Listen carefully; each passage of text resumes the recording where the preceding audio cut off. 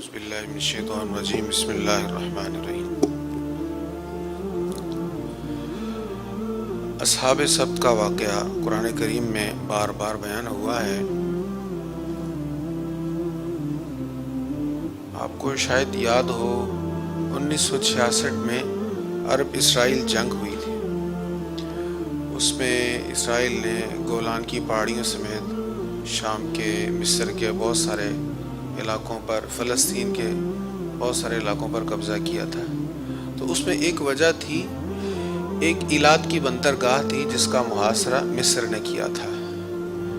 مفسرین کہتے ہیں کہ جس جگہ ایلات کی وہ بندرگاہ ہے، یہی وہ مقام تھا جہاں پر یہودیوں کی وہ بستی تھی۔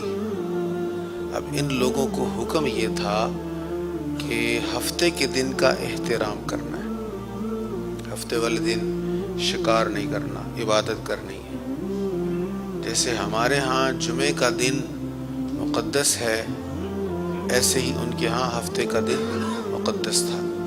لیکن ہمارے جمعہ کا دن میں ایسی کوئی پابندی نہیں ہے، سوائے جمعہ کے وقت کے، کہ جمعہ کا جب وقت ہو، جب جمعہ کی اذان ہو، جمعہ کے لیے بلایا جائے، اس وقت کام چھوڑ دو۔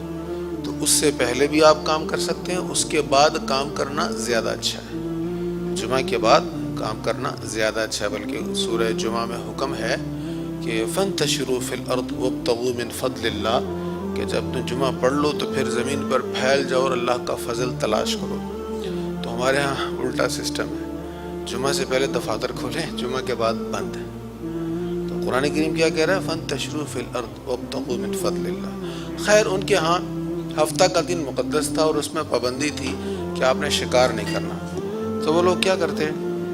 باقی 6 دن شکار کرتے، مچھلیاں پکڑتے، سمندر کے کنارے تھی یہ بستی۔ اور ہفتے والے دن کیا کرتے؟ ہفتے والے دن وہ یہ کرتے کہ سمندر کے پاس گڑھے کھود لیتے۔ اب مچھلیوں کو چونکہ وہ ہفتے کو نہیں پکڑ دیتے، تو یہ ان کی ایک آزمائش تھی کہ ہفتے والے دن مچھلیاں زیادہ آتی تھی۔ ہفتے والے دن مچھلیاں اتنی زیادہ آتی تھی کہ اچھل اچھل کے باہر نکلتی تھی اور انہیں نظر آتی تھی۔ تو یہ بھی آزمائش ہوتی ہے کہ جہاں رزق حلال نہ ہو وہاں اس طرف کشش زیادہ ہوتی، کبھی اس میں چام اور اس میں منافع زیادہ نظر آ رہا ہوتا ہے۔ تو یہ بھی آزمائش ہوتی ہے۔ اب ان کے لیے آزمائش تھی، ہفتے کا دن پکڑنے سے ممانعت، اور ہفتے والے دن مچھلیاں زیادہ، بہت زیادہ ہوتی تھی۔ تو بعض لوگ یہ بھی کہتے ہیں، بعض محققین نے کہا کہ جانوروں میں بھی حس ہوتی ہے، تو مچھلی میں بھی ایک حس تھی، وہ فیل کر جاتی تھی کہ ہفتے والے دن یہ ہمیں نہیں پکڑیں گے، اس لیے وہ کنارے پر زیادہ آتی تھی۔ اب انہوں نے کیا کیا؟ ہفتے والے دن یہ گڑھے کھود لیتے سمندر کے کنارے، اور ان میں سے پھر آگے نالیاں نکال لیتے۔ اب ہفتے والے دن جو مچھلیاں زیادہ آئی تھیں وہ گڑھوں میں آ جاتی، پکڑتے نہیں تھے لیکن گڑھے بنا دیتے تھے، ان کے لیے راستے بنا دیتے تھے تاکہ وہ سمندر کے کنارے پر جب آئیں تو ان گڑھوں میں گر جائیں اور پھر آگے نالیوں میں چلی جائیں۔ تو وہ اس طرح یہ کہتے تھے ہم پکڑ کے گھر تھوڑا لے کر گئے، ہم نے تو گڑھا ہی کھودا نا۔ اب گڑھے میں وہ آ گئیں تو اگلے دن آ کے وہ مچھلیاں کافی ساری وہ اٹھا کر شکار کر کے لے جاتے۔ تو انہیں جو نیک لوگ تھے وہ انہیں کہتے یار یہ تم غلط کر رہے ہو، ہفتے والے دن شکار سے منع کیا گیا۔ وہ کہتے ہیں ہم نے کب ہفتے کو پکڑی ہیں، ہم نے تو بس راستہ بنایا تھا، پکڑی تو نہیں ہم نے، تم سارا پورا ہفتہ پکڑتے ہیں، ہفتے کو ہم نے نہیں پکڑا۔ وہ کہتے ہیں یار پھر بھی یہ جو تم کر رہے ہو یہ شکار کے لیے کر رہے ہو نا ہفتے والے دن، تو ہفتے والے دن تمہیں یہ کرنے سے بھی منع کیا گیا ہے۔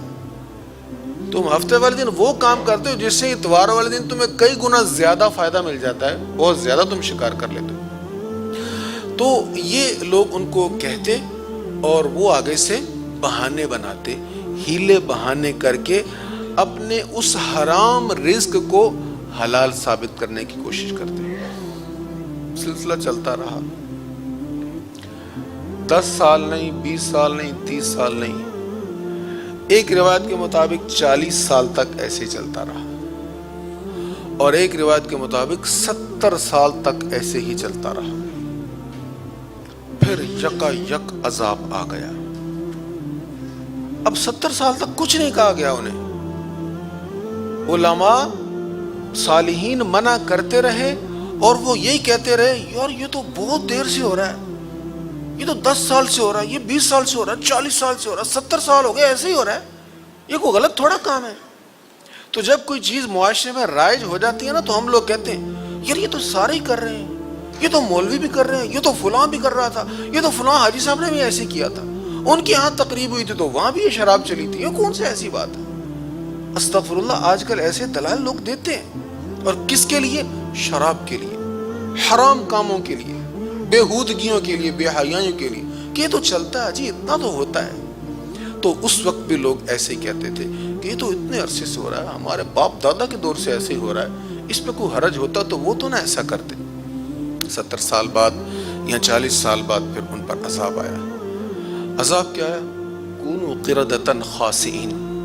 اس واقعے کو سورہ بقرہ میں بیان کیا گیا, سورہ نساء میں بھی, سورہ آراف میں بھی اس کو تفصیل کے ساتھ بیان کیا گیا. پھر عذاب یہ آیا, وہ پھٹکارے ہوئے بندر بن گئے. نوجوان جو تھے وہ سارے بندر بن گئے, اور جو بوڑھے تھے وہ خنزیر بن گئے. اب جو لوگ انہیں منع کرنے والے تھے وہ تو بچ گئے, اور جو منع کرنے والے نہیں تھے وہ بھی اسی کی لپیٹ میں آ گئے. یہاں پر ایک بات بڑی اہم ہے. ہم آج کے دور میں سوچتے ہیں کہ یار وہ اگر برائی کر رہا تو ہمیں کیا ٹھیکہ لیا ہوا ہم نے کہ اس کو سمجھائیں, ہمیں کیا پڑی ہے کسی کو روکنے کی, کوئی برائی کرتا ہے تو کرتا رہے. ایسے معاشرے نہیں چلتے, اور یہ ہماری تربیت نہیں ہے. نبی رحمت صلی اللہ تعالیٰ علیہ وآلہ وسلم فرماتے ہیں اللہ تعالیٰ نے عذاب کے فرشتوں کو بھیجا, جاؤ فلاں بستی پر عذاب ڈال دو. فرشتوں نے آ کر عرض کیا اللہ اس بستی میں تیرا وہ ایک نیک بندہ ہے جس نے ساری زندگی عبادت کی ہے, پلک جھپکنے جتنا ٹائم بھی اس نے تیری نافرمانی نہیں کی. اللہ تعالیٰ نے فرمایا جب تم بستی کو الٹا کر پٹکو تو اس کو بھی عذاب دو, پہلے اس کو عذاب دو, اس لیے کہ جب اس کے سامنے میرے احکام کا مذاق اڑایا جاتا تھا تو میری غیرت سے اس کا چہرے کا رنگ نہیں بدلتا تھا, اس کو تکلیف نہیں ہوتی تھی, وہ کہہ رہا تھا یہ اپنا کام کرتے رہے, میں اپنا کام کرتا رہوں. تو ہماری تربیت کی ہے, بلکہ امت محمدیہ کی خوبی بیان ہوئی ہے. کنتم خیر امۃ اخرجت للناس, جتنے امتیں ظاہر ہوئی ان میں تم سب سے بہتر ہو. وجہ کیا ہے؟ تأمرون بالمعروف وتنہون عن المنکر, تم نیکی کا حکم دیتے ہو, برائی سے روکتے ہو. تو نیکی کا حکم دینا, برائی سے روکنا, یہ ہم میں سے ہر فرد کی ذمہ داری ہے. یہ صرف مولوی صاحب کا کام نہیں ہے, یہ صرف پیر صاحب کا, شیخ صاحب کا کام نہیں, ہر مسلمان کی ذمہ داری ہے اپنی استطاعت کے مطابق جہاں تک وہ اصلاح کر سکتا ہو اس کو اصلاح کرنی چاہیے. اگر نہیں کرے گا تو جیسے اصحاب سبت کے ساتھ ہوا تھا, جب ان لوگوں پر عذاب آیا تو جو منع کرنے والے نہیں تھے, جو کمپرومائز کیے ہوئے تھے کہ ہم تو نہیں کر رہے یہی کر رہے ہیں, پھر ان پر بھی عذاب آ گیا تھا. بچے وہ تھے جو منع کرتے تھے, جو اصرار کرتے رہے, جو کوشش کرتے رہے. اس لیے ہم سب کی ذمہ داری ہے کہ معاشرہ میں جہاں جہاں بگاڑ ہے اس کو موعظۃ و حسنہ کے انداز کے ساتھ, یہ بھی ذہن میں رہے. ہم جب اصلاح کرنے پہ آتے ہیں تو ہم لٹ لے کے پیچھے پڑ جاتے ہیں. نبی رحمت صلی اللہ تعالیٰ علیہ وآلہ وسلم نے نہایت تدبیر کے ساتھ, محبت کے ساتھ, پیار کے ساتھ اصلاح فرمائی ہے. تو اصلاح کے لیے بھی حضور کا اسوہ اپنانا ہوگا. اس انداز میں اصلاح کریں کہ بات دل میں اترے, نہ کہ آگے سے وہ دوسرے خیالات پیدا ہوں اس کے دل میں اور وہ یہ محسوس کرے کہ میری انسلٹ کی گئی ہے. اللہ تعالی ہم سب کی خیر فرمائے.